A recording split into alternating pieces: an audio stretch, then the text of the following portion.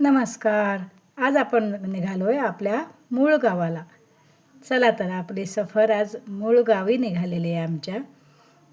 हे आपण निघालेलं गाव असं ठिकाण आहे की ज्याची हे 3 गावांची ही सीमा आहे. इथे आपल्याला नवसरी, वाघजाई आणि वरदान अशा 3 देवींची इथे भेट होईल. असं हे सुंदर आपलं गाव आहे. ते आपण आता पाहूया. चला आपली सफर सुरू होईल. तुम्ही पण या आमच्याबरोबर. आपण सर्वांनी जाऊन देवीचं दर्शन घेऊ, ओट्या भरू. आता आपल्या प्रवासाची सुरुवात झालेली आहे. जाताना आपल्याला आज ट्रॅफिक भरपूर लागणार आहे, कारण मुंबईकर मंडळी आता आलेली आहे. इथे गावात शिमगोत्सव सुरू झालेला आहे. कोकणामध्ये गणपती आणि शिमगा हे 2 सण खूप मोठ्या प्रमाणावर साजरे केले जातात. आपल्याला हे माहीतच आहे. बघा ना, गाड्यांची कशी रांग लागलेली आहे. आज आपल्याला ट्रॅफिक फुल लागलेलं आहे, नाही तर एरवी ह्या रस्त्याला एवढं काही ट्रॅफिक नसतं, शांतता असते. चला आपण आलो आपल्या नवसरीच्या शिमग्याला, देवीच्या उत्सवाच्या शिमग्याला. शिमगा म्हणतो आपण इथे. ह्या अशी दुकानं वगैरे लागलेली आहेत इथे. आता आपण देवीच्या होळीचा पार म्हणतात त्याला. हे बघा, इथे पालखी नाचवली जाते. ह्या होळीच्या पारावर आपण आलो. हे देवीचं आपल्याला दर्शन झालेलं आहे. आपण सर्वांनी त्याला साष्टांग नमन करूया. आपण होळी आता हे बघा, इथे पालखी नाचत आहे. नाचता 2 मिनटं थांबून आमच्याकडनं ओटी भरून घेतली. आम्ही देवीला ओटी भरलेली आहे. आता इथे ही पालखी नाचवणे ही कोकणातील ही एक कला आहे. ही पालखी जड असते. काय पालख्या खूपच जड असतात.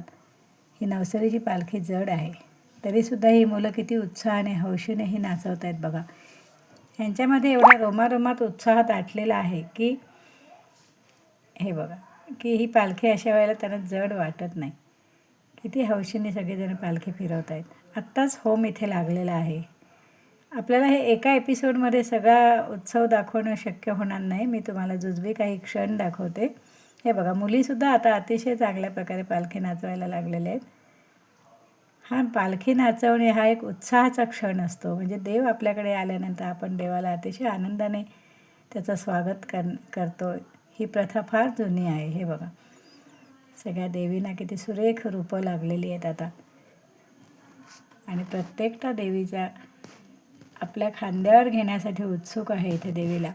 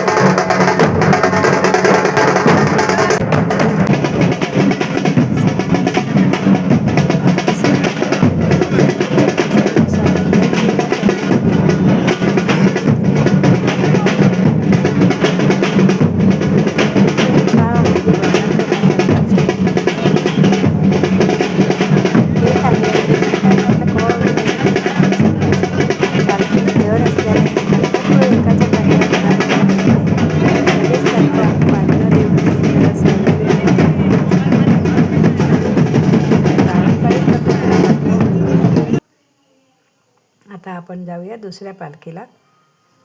ही पालखी आहे वाघजाईची. आपण ही घरं पाहिलीत का हो? इतकी सुरेख आणि स्वच्छ ठेवलेली आहेत ह्या लोकांनी, की एवढी कष्ट करणारा हा समाज आहे. शेती पिकवतो, धंदे करतो, तरीसुद्धा आहे बघा, हे किती स्वच्छता ह्यांच्याकडे ठेवून त्याने घरं आपली टापटीप ठेवलेली आहेत. कशी अंगणं सारवून एकदम सुंदर घरं ठेवलेली आहेत. इथे ही पालखी आपण आपली दुसरी पालखी ही वाघजाई आहे. हे बघा अशी ही घरं. आता स्लॅबची सगळीकडे घरं असल्याने ही गावामध्येच अशी घरं पाहायला मिळतात आपल्याला. आणि अतिशय मोठी आहे बघा. ही आजीबाई पाहिलीत का आपण? ही अजूनही ह्या पायऱ्या चढून उतरून करते. हिचं वय आहे 92 वर्ष. ह्या आजींना मी सहज विचारलं, आजी तुमचं वय किती? ते आजी किती लाजल्या तुम्ही पाहिलेत का?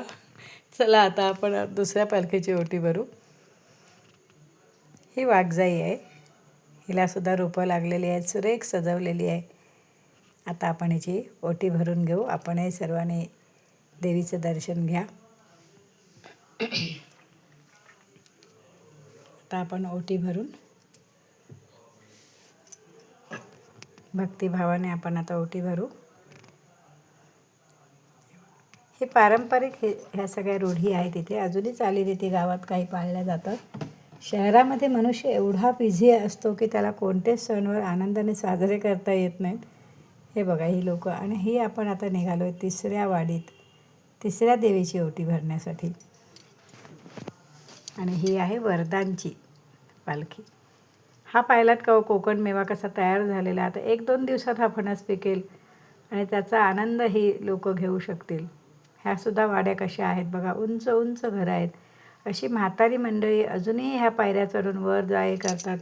आपल्याला एखाद दुसरा मजला आला की लगेच लिफ्टची आठवण होते, पण ही लोकं ह्यांचं खरोखरच कौतुक आहे. हां बघा, हा सहजमध्ये पायऱ्या चढून येतोय. हा तरुण आहे. पण इथे अजूनही सगळ्या अशा बायका आबालवृद्ध ह्या पायऱ्या अशा चढून येतात. आपण ह्या तिसऱ्या देवीच्या दर्शनासाठी इथे आलेलो आहोत. ती वरदान देवी आहे. आपण हिचीही ओटी भरून घेऊ आता. कशा पालख्या सुरेख सजवलेल्या आहेत आणि पालख्यांना रूपं लावलेली आहेत देवीची. ती इथे येऊन स्थानापन्न झालेली आहे. आता आपण तिचीही ओटी भरून घेऊ. आणि हा आपला आमचा गाव आहे. इथेही हा पर्या म्हणतो आम्ही ह्याला, म्हणजे ओहोळ आहे. हा ओहोळ ह्या उन्हाळ्याच्या दिवसात पूर्ण रिकामा असतो, एकदम ड्राय आहे बघा. त्यामुळे इथून मधून वाट निर्माण झालेली आहे. पण ॲक्च्युली पावसात तर हा तुम्ही ओहोळ बघितला तर इथे 10-10 फूट 12-12 फूट एवढं पाणी असतं. हा बघा एवढा उंच पूल आहे. एवढ्या उंच पुलापर्यंत हे पाणी आलेलं असतं. काय काय वेळा एवढं पाणी येतं की पूर म्हणतो इथे किंवा फुगं. तर आता आपली सफर पूर्ण झालेली आहे मंडळी. धन्यवाद.